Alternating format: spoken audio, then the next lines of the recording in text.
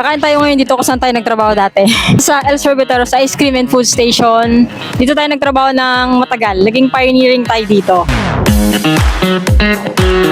Ang order natin ay lobby.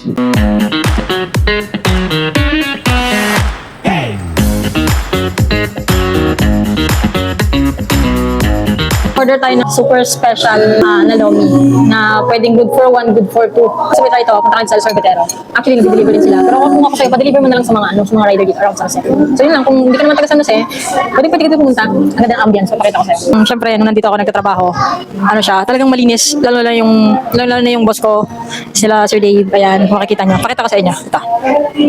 Yan, di ba? May aircon, ganda ng lightnings pag kumakain ka, napaka-comfortable dito. Ayan, di ba? So, may music, tapos talagang nakasanitize sila dito from the spoon and dito. Yan. Yun, di ba? So, yun, yung ambient pa lang talaga pagpasok mo. Oh, di ba? Tapos ito yung ano nila, cashier area nila. Tapos, meron ding ice cream na available dito kung gusto mo kumain. And then restrooms. So, dito ngayon si Sir Dave, siya yung may-ari ng El Sorbetero. And kasama natin siya, naiya siya. So, ayan. Ay ka naman, sir. Hi, hello po sa inyong lahat sa mga nanonood kay Crisel.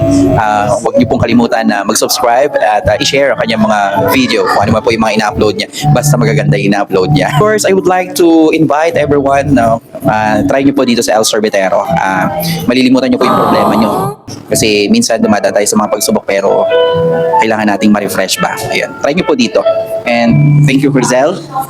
Magpasalamat tayo kay sir kasi nahiram natin yung time niya. Sir, thank you Thank you. Thank you po. Buti na nabuti natin Sir Dave. Sobrang simple, ang humble, and then, syempre, ang bait. Kung hindi ka man taga San Jose Occidental Mindoro, you must try here.